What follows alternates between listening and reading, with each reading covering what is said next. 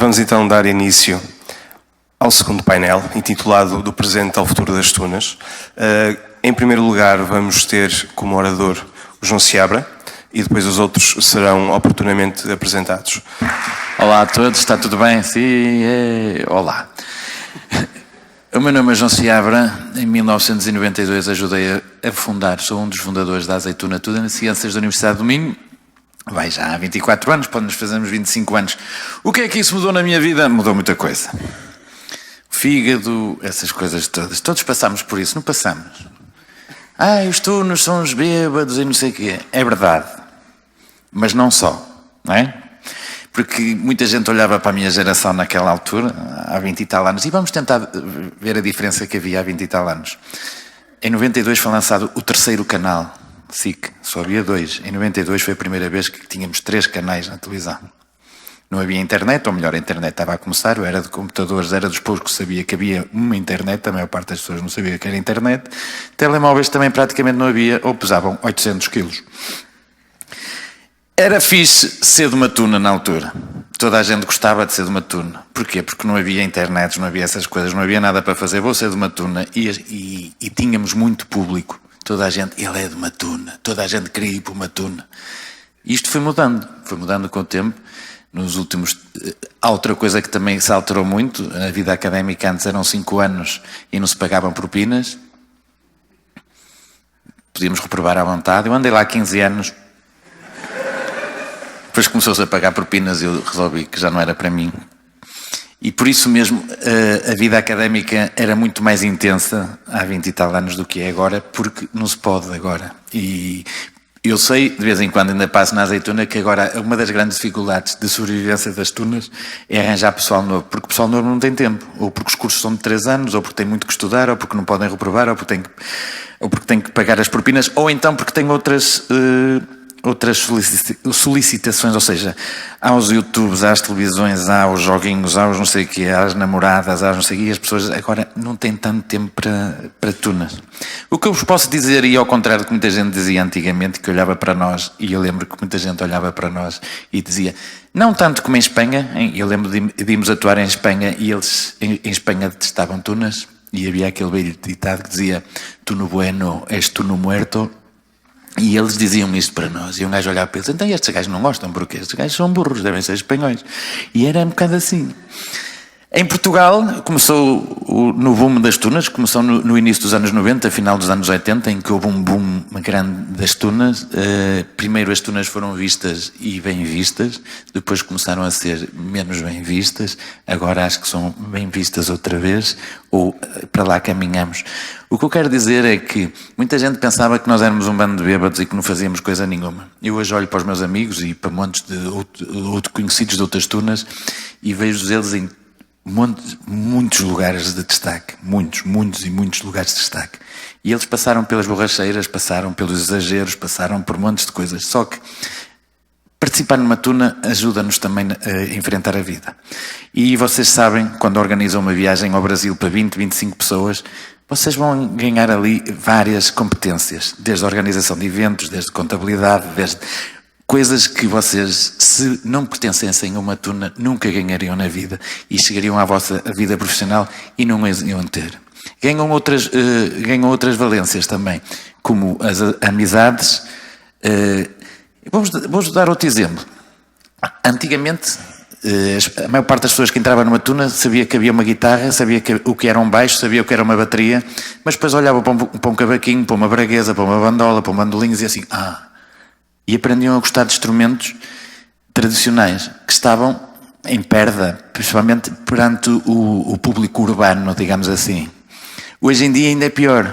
Hoje em dia já muita gente nem sabe o que é uma guitarra ou uma bateria. Sabem o que é um sampler, carregar no botão, música, E aprendem, quando entram numa tuna, a descobrir instrumentos e música portuguesa. Música bonita, coisas bonitas.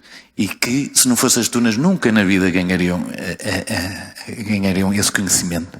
Por isso o que eu quero dizer é que a tuna para mim foi muito importante e acho que pode ser muito importante para muita gente.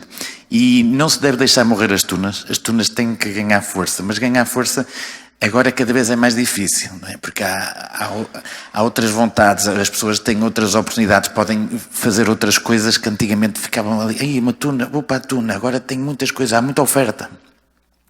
E os 3 anos e as propinas, essas coisas todas. O que eu vos quero dizer é que as tunas também têm que remodelar um bocadinho o pensamento. Têm que fazer, trabalhar mais para a sociedade. Têm que fazer coisas, não se fechar tanto. Vou fazer um festival, convido as tunas e ficamos aqui todos a emborrachar-nos todos. E foi altamente, mas ninguém soube de nada. Isto é um bom exemplo, o que estão a fazer aqui é um bom exemplo. São exemplos destes, são atividades destas, abrir o mundo das tunas, mostrar que se faz outras coisas. A Azeitona, em 2011, teve uma ideia espetacular, para mim, que eu acho espetacular. Resolveu gravar um CD só de músicas de igreja e gravou ao vivo, na Sé de Braga. Abriu ao público e a Sé encheu-se de público para ouvir músicas de igreja cantada por muita gente pensava, olha bem, e os bêbados? Não, foi uma coisa bonita, foi diferente, é abrir à sociedade, tem que se abrir à sociedade, ganhar a sociedade. As pessoas novas, eu quando vejo os putos lá a chegar, eu digo assim, isto só te vai fazer bem. A mãe deles e não sei o que, pronto, lá vai ele para a droga, para as coisas, não sei como é. Mas só faz bem. Digo, são valências. Eu vou-vos dizer, eu neste momento trabalho como comediante, sou humorista, e sou humorista por causa da tuna. Se não fosse a tuna, neste momento estava no escritório, num computador, ou melhor, hoje não estava, que hoje é feriado. Mas era a minha vida, era estar num escritório ou computador. E se calhar estava ainda mais gordo, e casado, com uma senhora gorda, e com 3 putos gordos, ranhosos a correr à volta da mesa. Assim, olha, eu tenho outra vida. E eu vou-vos dizer, e é engraçado, só aqui no Norte, a nível de humoristas, eu, João Paulo Rodrigues, Paulo Baldaia, Dinis Carvalho e Pedro Neves, todos fomos apresentadores de tunas diferentes. E na altura ninguém pensava ser humorista. E agora são todos humoristas. Porquê? Foi uma mais-valia que a tuna me criou, porque eu era o apresentador da tuna e eu tinha que dizer disparates e fui ganhando o à vontade perante o público a dizer merda, que é mesmo assim, e sabendo o que é que as pessoas gostavam e o que é que não gostavam. Em 2013 houve um festival de stand-up, eu não era humorista, eu não fazia nada. Houve um festival de stand-up em Braga e alguém chegou a me ver e disse assim, tu tens tanta piada, porque é que não experimentas? E fui. Uma semana depois estava no Levanta-te e Ri. Não parei até hoje. O que eu vos quero dizer é que traz mais valias, em todos os aspectos. Eu tenho vários colegas que tiraram o curso de Física, tiraram o curso de Química, tiraram o curso de Biologia. Um deles agora é músico profissional, o outro é professor de música, o outro é maestro. E porquê? Por causa das tunas. A tuna deu-lhes um foco diferente para aquilo que eles pensavam que a vida seria. Eles depois daquilo disseram assim, não é nada disto. E arrumaram com a vida toda que tinham para trás e seguiram um sonho, seguiram aquilo que eles gostavam. Isso tudo porquê? Por causa das tunas. Outra coisa espetacular é a amizade. Eu neste momento tenho amigos, alguns já não vejo há 10 anos, e encontro-me com eles, e um gajo olha nos olhos dos outros e sabe, porque ficou cravado lá dentro. Se calhar, bem logo a recordação, aquela vez estivemos a mijar à volta de uma árvore, quando tínhamos uma guitarra às costas, e 2 cervejas, não sei o quê, mas são coisas que ficam. São coisas que ficam. Tenho um amigo que trabalha agora na judiciária, é polícia judiciária. E eu até assim, olha, como caralho, este gajo agora é da polícia judiciária. Os crimes que ele cometeu comigo quando éramos novos. E é verdade. E agora é polícia judiciária, mas ele sabe. E se calhar vai ser um polícia judiciária, se calhar melhor que os outros. Porquê? Porque sabe o que é um exagero de juventude e sabe o que é um crime. Sabe que há coisas que se podem perdoar porque a gente faz, porque é puto, é novo. E muitos de vocês estão aqui, fazem disparates, aqueles disparates, prontos, da idade. Mas esses disparates é bom que os cometam. Eu tenho outros colegas de curso, não de tuna, que eu olho hoje para eles, têm 40 e tal anos, são casados, nem todos têm a mulher gorda, mas o que eu quero... Eu olho para eles e eles olham para mim assim, que boa vida que tu tens. Porquê? Porque eles nunca o fizeram. E ficaram assim, não, eu agora vou estudar, não, eu agora vou ter um emprego, não, eu não vou dispersar-me com músicas, com não sei o que, com disparates, não vou. Eu depois de ter um bom emprego, eu depois faço isso, eu depois faço isso. Agora estou naquela ideia assim, eu nunca mais vou fazer isso. E nota-se nos olhos aquela pena assim, caralho, tu é que soubeste fazer as coisas. E eu...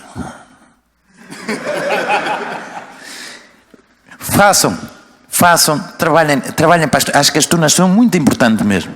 São mesmo importantes. Vocês trabalhem na tuna, façam projetos dentro da tuna diferentes, não só a nível musical, a todos os níveis. Façam-no. Será sempre uma mais-valia, será sempre competências que vocês estão a ganhar para o vosso futuro. Às vezes vocês estão do lado, vamos organizar, isso dá-me trabalho. Organizem, caralho. Organizem como organizaram isto. Façam outras coisas. Organizem coisas diferentes. Uma das coisas que me faz confusão, e eu chateio os putos novos lá, de vez em quando eu vou agarrar e lá, mas quando vou lá, atesto-lhes bem. E digo-lhes assim, opá, nós no nosso tempo íamos para a rua, pegávamos na guitarra e íamos fazer serenatas. Vocês agora pensam aqui dentro, e de fazer serenatas, como é que se faz? Pegas na guitarra e tocas assim, só que é debaixo de uma janela. Chegámos a fazer aqui no Porto com várias tunas convidados, e um gajo juntava-se. Das coisas melhores, das coisas, boas recordações que eu tenho, era quando pegava na guitarra no traje 2 ou 3 amigos e um gajo punha-se à boleia para o Porto, para Coimbra, para Lisboa, e chegávamos lá e estavam lá outros elementos de tunas, e um gajo tocava, estava lá 3 dias com as mesmas cuecas, vinha embora com a mesma roupa e não gastava 500 escudos, na altura ainda era escudos, 500 escudos, e era esta a nossa vida. Era esta a nossa vida. Coisas bonitas. Por isso, já estou alongado, já? Estou bem? Estou bem? Estou bem. Por isso, o meu conselho, há uma grande diferença, é verdade, do tempo que era antes e do tempo que é agora.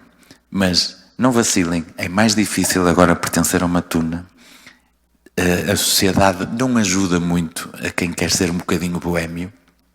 Cada vez ajuda menos. Mas não vacilem, continuem, trabalhem bem, recebam bem os putos novos. E vão educando daquela maneira, nem com umas boas solhas. Também ajuda. Agora não se pode. Ajudem-nos, expliquem-nos o que é, façam-nos sentir, levem-nos, cantem. Cantar é tão fixe, não é fixe? E uma das coisas boas é que antigamente as tunas, no início das tunas, toda a gente queria cantar músicas espanholas. Porque vinham os espanhóis. Os festivais de tunas tinha que ter uma tuna espanhola no mínimo. E uma das coisas que eu gosto de ver é que cada vez menos as tunas portuguesas cantam músicas espanholas e cada vez mais os festivais de tunas em Portugal não têm tunas espanholas. Porque nós temos uma riqueza muito grande de música portuguesa, de instrumentos portugueses, e uma das coisas bonitas e que anda a garantir que a música portuguesa não vacile e não morra é por causa das tunas. Eu tenho montes de amigos das tunas que têm grupos de música, não só de rock, mas também de música portuguesa. E porquê? Porque pertenceram a uma tuna, conheceram as músicas e aprenderam a gostar. De resto, quero-vos agradecer por me terem ouvido. Quero agradecer desde já o convite que me foi feito para estar aqui, aos meus outros colegas que vão aqui discursar também coisas bonitas de certeza. E obrigado a todos e divirtam-se. Obrigado.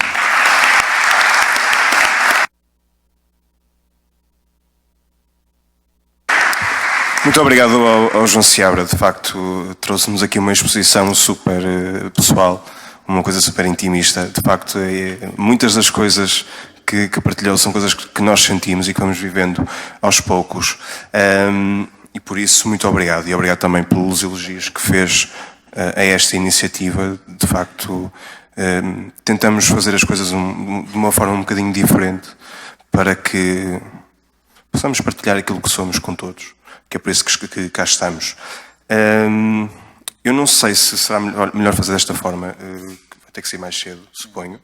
Por isso, se calhar o que eu faria agora era abrir um bocadinho a discussão, para que quem quiser possa colocar algumas questões, e se eventualmente ainda der tempo, e ainda cá estiver para o final e para o debate final, o que seria fantástico, colocar-se novas questões. Portanto, não sei se há aqui alguém da plateia que queira fazer alguma pergunta. Ok, força.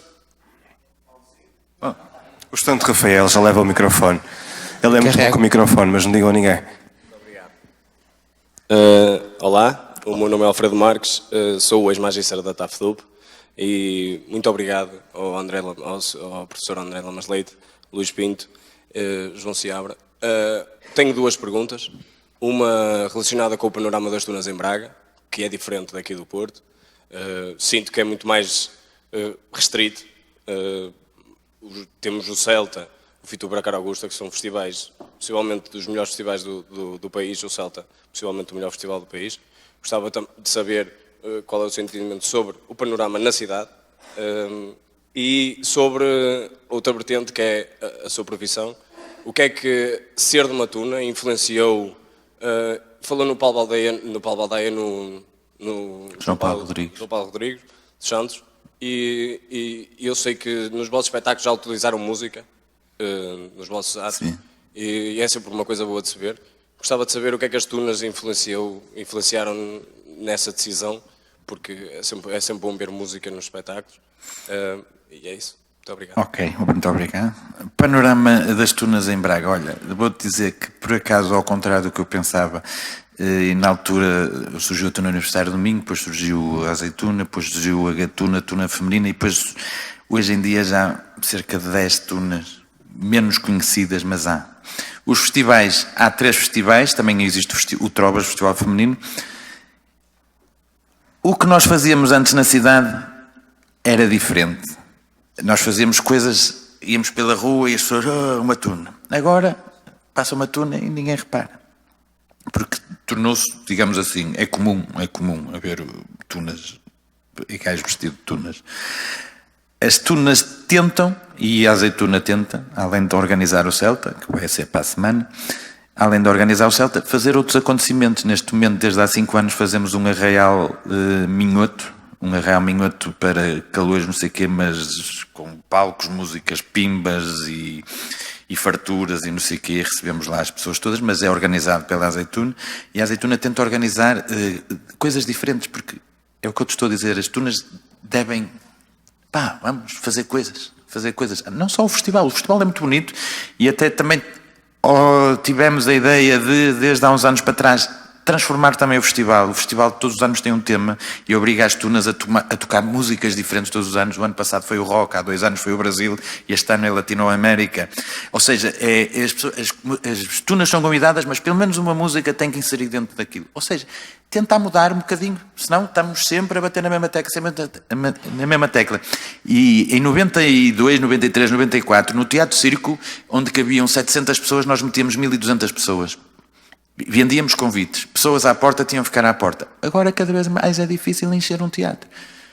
E vocês também devem reparar aqui, antigamente o Festival de Tunas era estilo concerto de rock. Havia pessoas que ficavam à porta. Agora já não será assim. Por isso o panorama tem mudado um bocadinho. E o que eu digo é que as tunas têm que oferecer coisas diferentes. Quanto às músicas, eu não costumo pôr músicas nos meus espetáculos, porque já muitos o fazem, mas de certeza que o Baldaia, o João Paulo Rodrigues, o Pedro Neves, que metem músicas nos seus espetáculos foi porque participaram em tunas e isso ficou lá dentro. Espero ter respondido. Sim. Ok? Muito obrigado. Não sei se mais alguém quer colocar alguma questão. Parece que não, portanto vamos dar seguimento a este painel. O próximo orador é um conhecido da nossa casa, o professor André Lamas Leite. É professor doutor pela Faculdade de Direito da Universidade do Porto, é também docente dessa casa e, à parte disso, e acho que eu posso dizer assim, é um homem das artes, é poeta e para além de tudo isto, é também nosso amigo, é já conhecido de todos nós da Tuna e para nós é realmente excelente e uma honra enorme poder ter o professor André Lamas Leite a participar neste evento. Por isso, sem mais delongas, vou passar a palavra ao professor.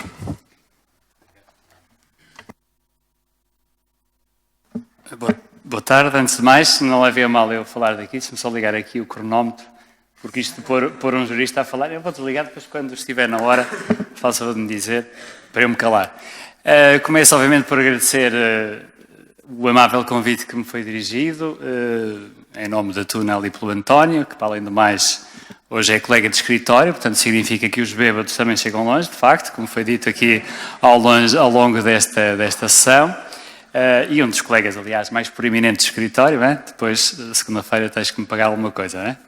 Ora bem, eu estou aqui, enfim, nem percebi muito bem porque é que me convidaram. porque eu, infelizmente, como fiz parte do primeiro curso da nossa faculdade, já em 95, já há uns anos, na altura realmente eram tantas as tarefas que tínhamos em mãos que criar uma tuna só surge no final do meu curso, bem pelo meu 4º ano, e portanto 4º, 5º ano surge aí um arremedo de tuna, uma espécie de um embrião de tuna.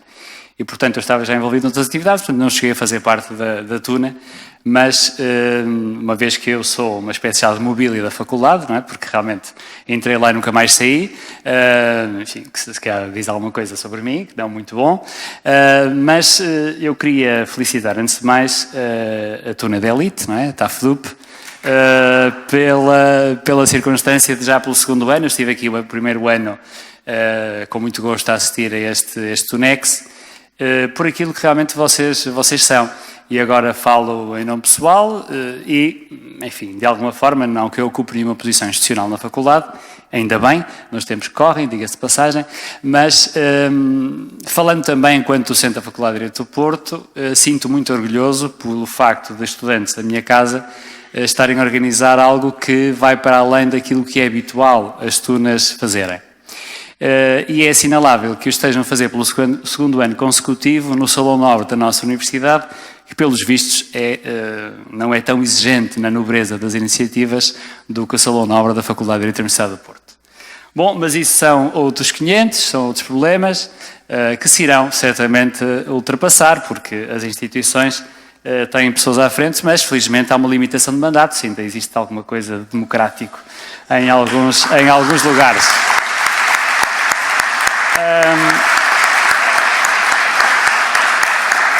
Bom, a minha experiência, obviamente, em termos de ligação às tunas, é uma experiência, então, de espectador e também de consumidor. Não só porque, apesar de já me terem oferecido, comprei agora o CD da nossa faculdade para oferecer no Natal, é sempre uma prenda simpática, quem ainda não o tiver, faça favor de o comprar, ninguém me encomendou esta publicidade, digo já. Mas, por exemplo, eu organizei na faculdade uma iniciativa que se chamou Um Livro na Prisão, uma janela para voar, em que recolhemos, enfim, recolhemos mais de 10 mil livros para estabelecimentos prisionais de todo o país. Eu, para quem não me conhece, sou o direito penal, portanto, sou homem dos crimes, enfim, com o que tem de bom e de mau, e também cometi alguns crimes e continuo a cometer alguns crimes e é saudável cometer crimes. Aliás, das primeiras coisas que se diz nas aulas é perguntar aos estudantes se alguém cometeu algum crime, eles pensam que o professor enfim, que é maluco, que também não anda muito longe da verdade, mas depois percebem que, na verdade, isso cometer crimes é a coisa mais simples que existe no mundo, então ser arguido é facílimo. Bom, mas a minha experiência muito mais direta foi, enfim, eu fui acompanhando o desenvolvimento das tunas, acho que é a minha obrigação enquanto professor da faculdade, mas, por exemplo, neste evento, aquelas pessoas que mais rapidamente me deram o seu incentivo para a cerimónia de encerramento dessa iniciativa foi realmente a TAFDUP e a legislatura. E eu estou-vos muito grato, já o disse publicamente nessa altura, mas estou-vos muito grato porque imediatamente acederam a esse pedido, com muito pouco tempo de antecedência, porque essas coisas, enfim, também não... Mas também já estamos habituados a trabalhar um bocadinho em cima do joelho, não é? Portanto, enfim... E isso só significa que realmente a nossa tuna, e quem diz a nossa diz obviamente muitas outras tunas, estão a conseguir inverter aquela ignorância que existe em relação às tunas.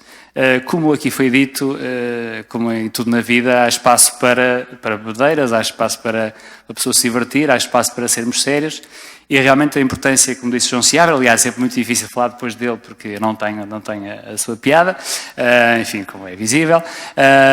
Também, se calhar, não sou assim tão gordo, tem alguma coisa de vantajoso também. Bom, mas também é uma questão de eu envelhecer mais um bocadinho. Também não tenho uma mulher gorda nem putos ranhosos comigo, pelo menos que eu saiba, hein? Pode acontecer, mas... Bom, pelo menos ainda não tive nenhum processo contra mim em relação a isso. Mas para voltar aqui à questão...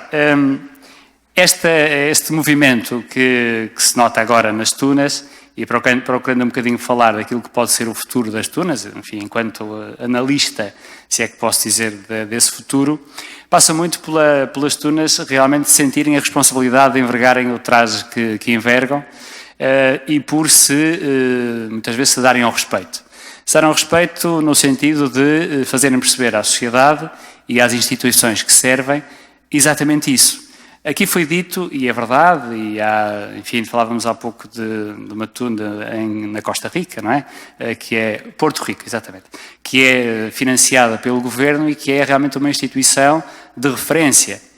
E é evidente que uma instituição inteligente, seja ela qual for, uma universidade, uma faculdade, percebe que uma tuna deve ser acarinhada exatamente porque pode ser e deve ser um porta-estandarte. E é um cartão de visita de uma faculdade no país e no estrangeiro. Mas para isso é preciso que se ganhe a confiança do interlocutor, porque, principalmente em tempo de vacas magras, é evidente que algum tipo de financiamento, e muitas vezes não passa por financiamento, passa por um respeito institucional, já não se pede mais nada do que isso. Mas isso também realmente ganha-se, e ganha-se no sentido de que as tunas estejam presentes nos momentos importantes das faculdades ou das universidades e que se apresentem como aquilo que são, umas melhores do ponto de vista musical, outras melhores do ponto de vista cênico ou coreográfico, ou como quiserem dizer, mas por transmitirem realmente um espírito diferente. Aquilo que caracteriza uma faculdade ou uma universidade são fundamentalmente os seus estudantes. Não digo isto por falsos populismos, mas sem dúvida que a razão de ser primeira de uma universidade são os seus estudantes. Nós devemos muitas vezes ir atrás à fundação da universidade e pensarmos no termo universitas, no sentido que é o conjunto de saberes, de conjunto de todos os saberes, o que também nem sempre é entendido. E nós vemos uma certa tirania, não tenho nada contra, mas vemos uma certa tirania das ciências ligadas à tecnologia, e tudo o que sejam ciências sociais e humanas são consideradas, enfim, como umas coisas de sumenos importância. E é importante também lutar contra isso. E é importante que as outras instituições se afirmem dessa forma. Victor Hugo dizia, o escritor que todos conhecemos, quando escreveu uma belíssima obra muito, enfim, muito romântica, como era típico do século XIX, mas dizia que, quando defendia a criação dos Estados Unidos da Europa, dizia que o fator mais importante para criar uma Europa unida, e estamos a ver o tempo em que nos encontramos agora, era o fator cultural. E realmente o que faltou ao projeto europeu até hoje foi uma dimensão cultural.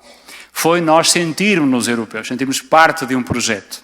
Ora, se eu vou buscar este exemplo, é exatamente para que nós percebamos que as tunas, para poderem florir e continuar realmente a fortalecerem-se no futuro, tem que ser esta mola, este cimento agregador da cultura de uma faculdade, de uma universidade, de uma cidade ou de um país.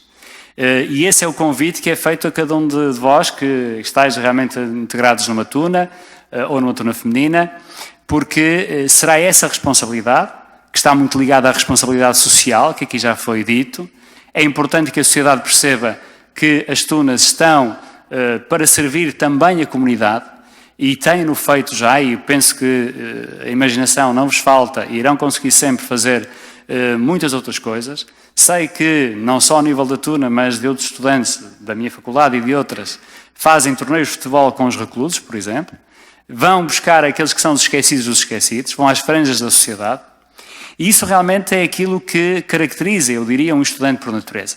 Um estudante por natureza deve ser, na minha perspectiva, alguém que seja tocado pela solidariedade. Já chega depois, quando vai para o mercado de trabalho e tem que viver o individualismo solipsista em que nós vivemos nos dias de hoje. E, portanto, eu penso que uma tuna será tão mais forte quanto este vetor da responsabilidade social também for afirmado. E com essa responsabilidade social, as tunas realmente podem afirmar-se perante as suas instituições de origem, podem afirmar-se perante as universidades e podem fazer com que, infelizmente, alguns vejam aquilo que já deviam ter visto há muito tempo. Por outro lado, aquilo que eu vejo nas tunas, em muitas delas, é que são realmente também uma forma privilegiada de integração. Conheço casos de estudantes que realmente não se conseguem integrar, ou não se conseguiu integrar, que andavam, enfim, cabisbaixos, deprimidos. Quem está deste lado, isto é mais ou menos a expressão de uma sala de aula, há sempre a ideia, bem, há alguns colegas que olham para cima, não olham para o ar, não olham para os estudantes. Mas quem olha para os estudantes não pode deixar de olhar para cada rosto. E em cada rosto e em cada momento há sentimentos, há expressões. E, portanto, a mim afeta-me particularmente quando vejo estudantes que claramente estão deprimidos, claramente estão a passar por um mau momento. E lembro perfeitamente, enfim, não me interessam os casos particulares, mas 2 ou 3 estudantes que realmente, a partir de determinado momento, a face deles mudou completamente. Eu depois inquiri, que eu sou curioso, não fosse direito penal, mas depois percebi que isso tinha sido um fator essencial, tinha sido o ingresso na Tuna. E até como um fator para terminar de vez com uma série de discriminações que existem na nossa sociedade em função de vários aspectos. E isso, a mim, enquanto cidadão e enquanto professor, deixa-me profundamente alegre que a Tuna tenha servido para integrar essas pessoas. Aquelas pessoas com quem mais ninguém queria falar, provavelmente almoçavam sozinhas, que vinham de países distantes, que eram diferentes por algum motivo daquilo que é estatisticamente maioritário, o que não é necessariamente correto ou incorreto, porque há coisas, enfim, que isso de correto e incorreto não existe. E, portanto, essa integração a mim deixa-me particularmente sensibilizado. E, nesse aspecto, as Tunas muitas vezes fazem muito mais do que muitos serviços de ação social das universidades, fazem muito mais do que gabinetes que existem nas faculdades para esta integração. E, portanto, o meu repto, e também para não ser muito aborrecido, o meu repto é que vocês continuem nesta senda de afirmação, na senda de quando estão em palco, sintam que estão a representar uma instituição. Não se estão a representar apenas a vocês mesmos, que sintam o peso da capa nos ombros, porque isso vai fazer certamente com que a vossa atuação, a mim não me interessa se é mais profissional, se é menos profissional, eu diria que a vossa atuação seja mais verdadeira, seja mais genuína, com que o público consiga perceber qual é a alma, neste caso da TAFDUP ou de outra Tuna qualquer. Cada Tuna, cada pessoa tem uma alma. Há uma energia que passa a quem connosco tem o prazer de privar. E, portanto, eu sei a energia que dimana da TAFDUP neste momento, que será porventura diferente necessariamente daqui a 5 ou 6 anos, quando os turnos forem diferentes. Mas essa energia é a energia da faculdade, neste caso, a energia da universidade. E, portanto, ao fazer essa afirmação, ligada à tal vertente da responsabilidade social, não tenho dúvida nenhuma que as Tunas são e continuam a ser um espaço de integração, um espaço de afirmação e que, mesmo contra alguns velhos do Restelo, continuarão a ser aquilo que são escolas de formação. Escolas de formação para as soft skills, aqui já se falou. Nós não podemos nas faculdades ensinar a organizar coisas, não podemos ensinar as pessoas a terem relacionamento interpessoal, não podemos ensinar a entreajuda ou a camaradagem, enfim, podemos incentivá-la pelo menos. Mas isso vocês podem fazê-lo e fazem-no diariamente. E fazem no silêncio dos locais por onde se encontram, enfim, muitas vezes não silenciosos, claro, mas passa por tudo isso. E, portanto, isso é uma outra vertente da universidade. Uma universidade que fique só ligada à investigação e ao ensino é uma universidade que não interessa. É uma universidade que, na verdade, não é universidade nenhuma, é unicidade, não é universidade. Isso é uma coisa totalmente diferente. E, portanto, essa dimensão que o movimento estudantil tem, através de variados grupos, entre os quais as Tunas têm um papel destacado, só passa pelas vossas mãos. E, portanto, isto é necessariamente uma grande responsabilidade, mas é também um projeto magnífico, porque esse futuro só depende de vocês. Não depende de mais ninguém, não depende de um diretor, não depende de um professor, depende daquilo que vocês quiserem fazer com ele. Portanto, as Tunas serão aquilo sempre que os tunos e quem gosta de Tunas quiser fazer com ele. E eu tenho certeza que será um futuro auspicioso. Muito obrigado. Obrigado ao professor André Lamas Leite. De facto, um professor é sempre um professor e mesmo em meios um bocadinho mais informais, não deixa de ensinar alguma coisa, sendo que neste caso foi muita coisa. Por isso, muito obrigado. Vou agora passar a palavra ao próximo orador, que tem no mínimo uma história caricata, também ela que me faz um bocadinho de inveja. De facto, foi uma grande aventura. Eu falo do Luís Pinto, que é membro da Tuna de Engenharia da Universidade do Porto, e que, além disso, resolveu fazer uma viagem pelo mundo, levando apenas, imagine só, um bandolim.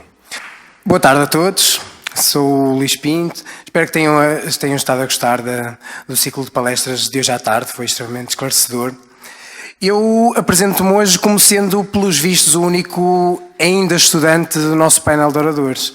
E é com todo o gosto que eu continuo a envergar a capa e batina, e a ter vindo também desta forma. Mas também será por breve tempo, porque eu, entretanto, em janeiro entreguei a minha tese de Engenharia Mecânica. Eu sou da Faculdade de Engenharia da Universidade do Porto e entrei em 2009 para a Tuna de Engenharia. Aí começou a minha história no nosso academismo. Acontece que, pronto, eu por acaso não venho de uma família que tenha alguma coisa a ver com música. Nenhum de nós ou nenhum antepassado meu teve algum significado dessa forma. Mas a minha mãe, como era professora de matemática, julgava ela do que lhes tinham informado de que se eu tivesse ido em terra idade para o ensino musical, iria treinar o meu ouvido de uma forma em que eu teria mais sucesso académico. Isso acabou por se verificar, porque eu entrei no curso de Engenharia, mas foi a melhor decisão de todas, porque a música tornou-se muito mais significativa do que acabaram por ter outros graus e outras áreas de interesse.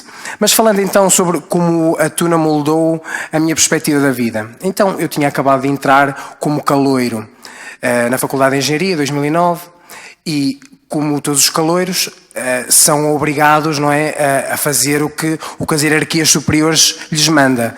E eu, na altura, até sabia, pronto, eu aprendi então piano aos 5 anos, mas não sabia tocar assim muito mais para além disso. E fui obrigado a escolher um instrumento. Escolhi o bandolim porque era o que mais falta fazia na conjetura da Tuna no momento, e fui também obrigado a angariar dinheiro tocando na rua ou em marisqueiras, restaurantes, para pagar aos tunos que queriam dinheiro para sabia lá eu o que naquela altura, não é? E então, isso foi um confronto bastante aceso, porque eu não tinha bem noção de como comportar em atuações ao vivo, visto que não tinha assim tanta experiência, mas acabei por perceber de que, felizmente, na rua ou assim, de uma maneira bem mais informal do que são em grandes salas de espetáculo, acaba por se conseguir ter uma descontração que permite cada um ter o seu à vontade. Isso tornou-me uma pessoa muito mais aberta para o que quer que seja. Ou seja, se acontecer algum azar durante uma atuação, não é por aí que se perde o concerto, não é por aí que vamos afugentar o público. Toda a gente terá a tolerância de que as tunas não são nenhum grupo profissional, são um grupo de estudantes que está a tentar elevar o seu conhecimento musical e que testa isso mesmo nas ruas, não é? Perante todo o público. É uma grande sala de ensaios, este mundo que nós temos. Mas então, isto levou-me para outra coisa. Eu sempre tive uma alma um pouco irreverente, mas levou-me a que eu decidisse, porque a Tuna me abriu horizontes que eu jamais pensaria que existiam, ou porque eu conheci pessoas de cariz tão diverso e que me despertou tanto interesse em conhecer exatamente esse tipo de experiências, que eu decidi fazê-las por mim próprio.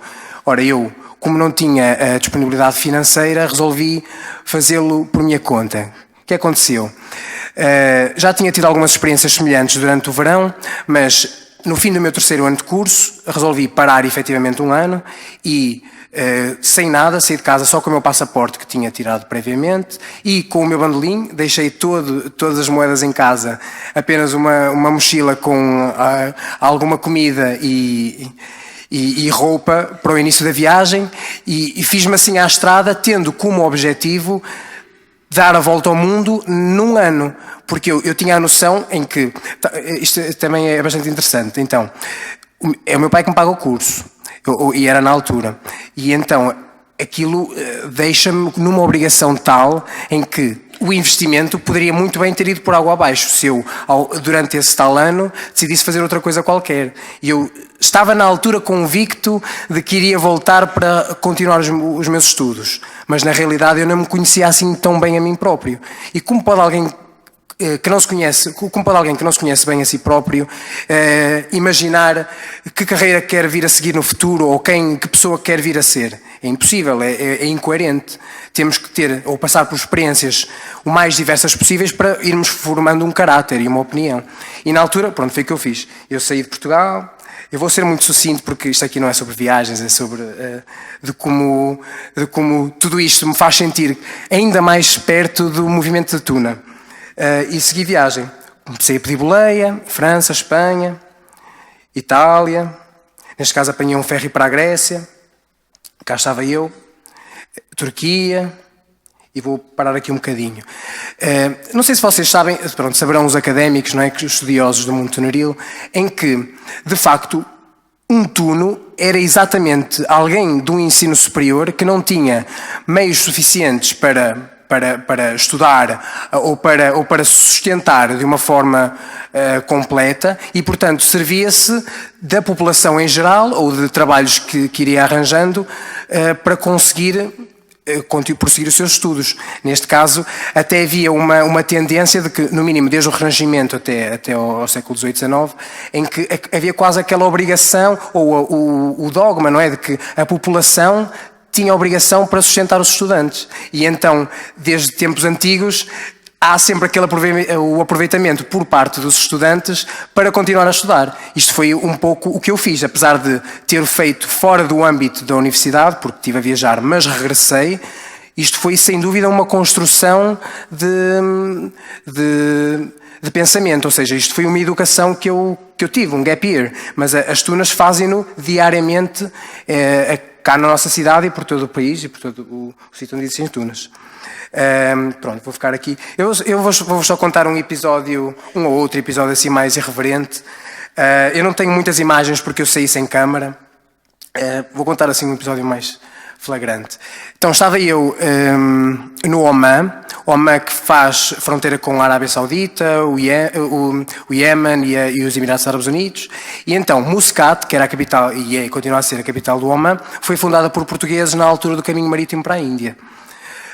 Ora, eu sabia disso, tinha feito um pouquinho do estudo prévio e então, ao chegar lá, deparei-me com uma fortaleza tamanha que tinha sido dirigida por portugueses e que eu, ao chegar à entrada, vi-me interdito de entrar. Ou seja, eu tentei perceber o que é que se passava lá dentro, visto que já lá estava e tinha uma relação histórica com aquele edifício, mas os guardas em árabe impediram-me de entrar. Ora, com a irreverência que eu fui ganhando ao longo de todo o meu percurso tunaril e academismo, ou seja, eu sempre fui aquele caloiro que contestava as hierarquias superiores ou aquela pessoa que queria sempre saber por que razão me estavam a indiciar por qualquer maleita, não é? Para mim tinha que ser tudo muito lógico ou então tinha que entrar na brincadeira. Na altura eu fiz as duas coisas, que é, a lógica para mim eu julgava-me no direito de nascença de saber o que é que estava lá dentro, o que é que estava dentro desse palácio. E então decidi, pelos meus próprios meios, encontrar uma outra entrada. O que eu fiz foi o seguinte, eu subi uma montanha, uma pequena colina que havia num dos lados, aquilo ficava num golfo, a própria fortaleza, subi a escarpa, desci a falésia até à praia, só que eu na altura não medi muito bem as consequências, porque eu estava completamente vestido e com o meu bandolim, e portanto, quando cheguei à praia, que já estava a escurecer, pensei que se calhar é melhor eu não fazer isto, mas ao voltar para trás, ou ao olhar para cima, de onde eu tinha vindo, apercebi-me de que não era possível. Ou seja, a minha única solução naquele momento era mesmo seguir em frente até à muralha, e acabei por ter que optar por essa solução. O que é que eu fiz? Entrei na água, todo vestido como estava, segurei o meu bandolim na mão direita e lá fui nadando até chegar à outra margem, onde estava a tal muralha que daria acesso ao palácio.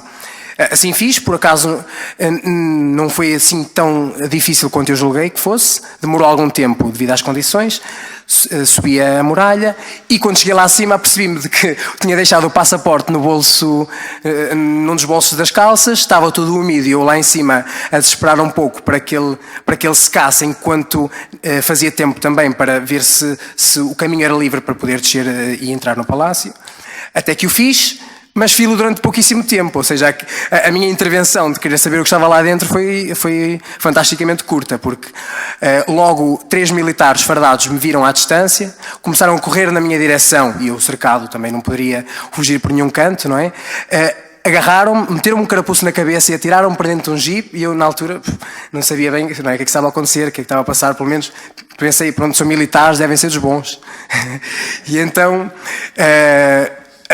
Depois, na altura ninguém falava inglês, mas acabei por ir parar então a uma esquadra, no fim dessa viagem de jeep, onde fui confrontado com um inspetor, e assim pôs-me a par da situação, e pelos vistos aquele era o Palácio do Sultão, e mais ainda do que isso, era uma reserva militar que estava interdita aos civis do próprio país. Isso fazia com que eu tivesse em dupla infração e, portanto, eles na altura, a única justificação que tinham para eu lá estar era se eu fosse um espião. Eu tinha que ser um espião, não é? Ninguém acreditava na história mirabólica de eu ter dado a volta ao mundo e estava lá, passagem, e pronto, decidiu-me invadir um palácio. Não, ninguém ia acreditar. Até porque eu tinha uma câmara fotográfica muito velhinha do meu pai, que eu tinha levado analógica porque eu queria parecer fixe, e que se estragou na viagem, na travessia marítima, e que, portanto, como estava estragada, ainda corroborava mais com a história deles de eu ser o espião, tinha destruído as provas. Passei a noite então na prisão, não é? Foi foi um momento de reflexão extremo, em que eu nunca questionei a minha vida, mas claro que o sucesso da viagem sempre foi posto em causa. Mas eu pensava na altura que, por mais difícil que tivesse a ser aquele momento, quando contasse a história mais tarde, ia parecer bem. Porque, então, no dia seguinte, eu fui finalmente apresentado ao dirigente da unidade, ao comandante, e ele foi uma pessoa muito mais acessível de falar, porque o inspetor tinha sido verdadeiramente agressivo, ele ameaçou-me a sério, não é? Despiram-me para me verificar tudo e assim, nada de abusivo, mas de qualquer das formas foi uma experiência dura. E quando de manhã eu falei então com esse tal comandante, e ele percebeu bastante a minha história, eu ainda toquei para ele algumas músicas, estivemos a conversar de experiências mútuas, estava à procura de um barco para a Índia, ainda lhe perguntei algumas dicas e ele felizmente conseguiu-me ajudar, e no final de contas libertou-me sem qualquer queixa, deixou-me ir à minha vida e pediu-me amizade no Facebook, que ainda tenho até agora. Mas pronto, depois aconteceram muitas coisas, isto eu estou mesmo a falar sucintamente. Estive no Sri Lanka. Uma coisa interessante é, o bandolim, pronto, eu já tinha aprendido a tocar bandolim desde que entrei em 2009, a viagem foi feita em 2012, fui eu que o construí, com a ajuda do famoso luthier portuense, que é o Tony das Violas, ou então foi ao contrário, não é? Foi ele que fez com a minha ajuda, porque eu estava a perceber como é que isto tudo se concepcionava.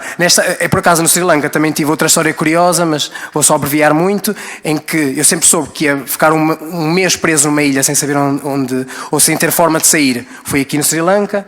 Depois felizmente consegui encontrar um topázio numa mina que estive lá numa montanha que é Ratnapura, e estive a dormir em casa de um professor de gemologia que me lapidou a pedra. Isso acabou por ser o meu ticket out. Fui para a Índia.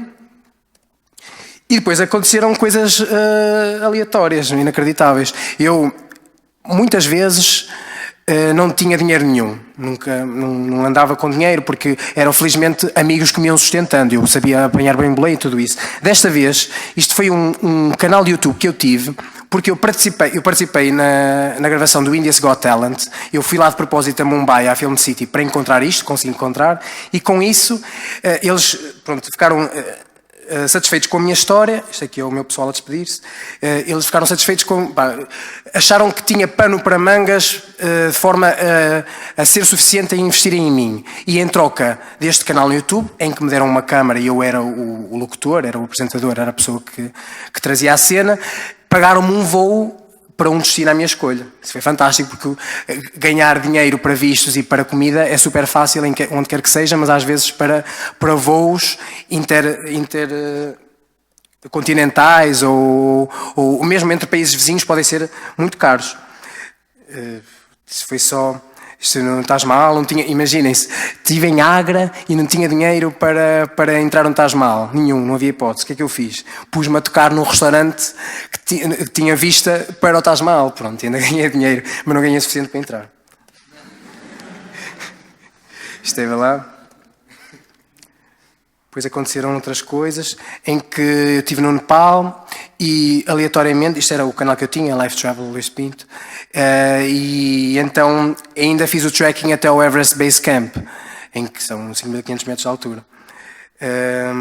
Eu vou, entretanto, se me permitires, tenho tempo, algum tempo, vou cantar uma chanson.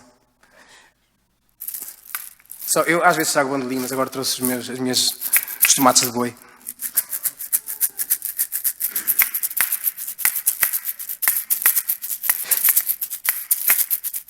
Zindagi ek safar hai suhana, yahan ka kya ho kisne jana. Zindagi ek safar hai suhana, yahan ka kya ho kisne jana. Só aquele briefing. O que é que isso quer dizer? É em hindi para a vida é uma viagem onde nós vamos parar, só Deus sabe, não é? Não faz parte do nosso conhecimento. Seguinte, aí tal. Cheguei lá ao Everest Base Camp e depois fiz alguma coisa que eu, pronto, isto aqui, o que eu vou mostrar a seguir, custou muitas noites. E eu estava a viajar com uma rapariga sueca lindíssima e eu, pronto, estava envolvido emocionalmente com ela, mas custou muitas noites de prazer fazer isto, que é bordei o símbolo da tuna da minha tuna de engenharia, numa cortina que encontrei, ou que na altura pedi, de um mosteiro budista a caminho do Everest Base Camp. E pronto, na altura foi extremamente partilhado nas redes sociais cá e foi algo que eu queria, ainda estando longe, ou mostrar a minha afecção, não é, por quem me tinha criado, que são as pessoas que eu deixei cá. E depois fui, então, aconteceram muitas coisas, depois fui parar a Macau, Hong Kong, estou no Hard Rock Café, depois fui parar a Macau. Em Macau, apareci no jornal, estou ali, no dia do meu aniversário, a dizer que fazia 22 anos, Jornal de Macau, e depois aqui, numa companhia de advogados, não me recordo agora do nome, encontrei um antigo tuno da Tuna Católica, da Tuna Universidade Católica do Porto, que me arranjou uma conferência, isto foi o meu aniversário, está ali o bolo e tal, mas que me arranjou uma conferência com a qual eu conseguia angariar o dinheiro para, naquele caso, voar para Bangkok, que era o que eu queria, para seguir a viagem que eu estava a fazer da oeste para este, dar a volta ao mundo. E então, com isso, eu angariei mais do que suficiente para fazer essa viagem e eu, para não ter os bolsos demasiado cheios, não é? Porque era pouco natural, decidi gastar tudo o resto a saltar de bungee jumping lá da torre de Macau. Mas pronto, continuando, Singapura. Depois aconteceram várias coisas, mas aqui estou na ilha de Bornéu, onde encontrei, imagine-se, isto aqui é também bastante aleatório, eu estava a dormir na cabana dos músicos, eu vim de propósito para fazer uma tatuagem, que já vão ver a seguir, e encontrei o grupo Galandum Galundaina, que estava lá num festival que é o Rainforest Festival. Pronto, aleatoriamente, os portugueses representados em toda a parte. E então, pronto, isto foi uma tatuagem ao jeito tribal, chama-se Bungaterung, que é exatamente o ritual de passagem pelo qual os povos da ilha de Bornéu, especialmente do norte, os Iban, passam sempre nesta fase da vida, naquela altura do reconhecimento, da definição do caráter. Pronto, aqui estou eu outra vez.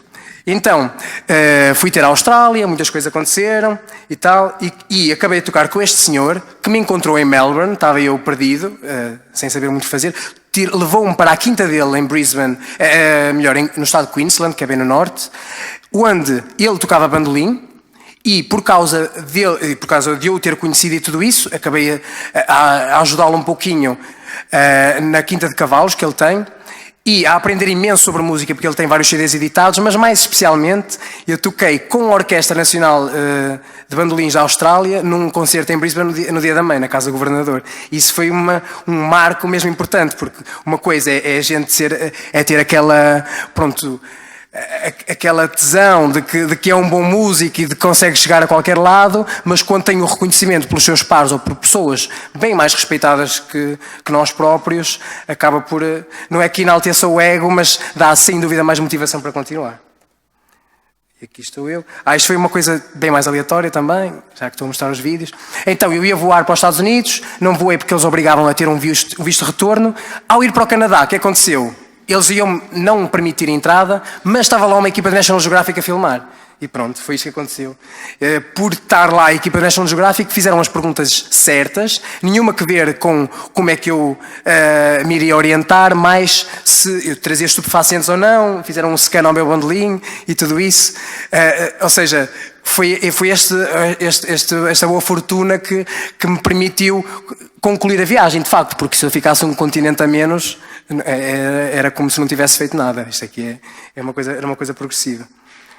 Então, para continuar e tal. Depois estive em Vancouver, uma banda chamada The Awesome Hobos, várias coisas a acontecer. Depois estive em São Francisco, em casas de hippies dos anos 60, Summer of Love, várias coisas.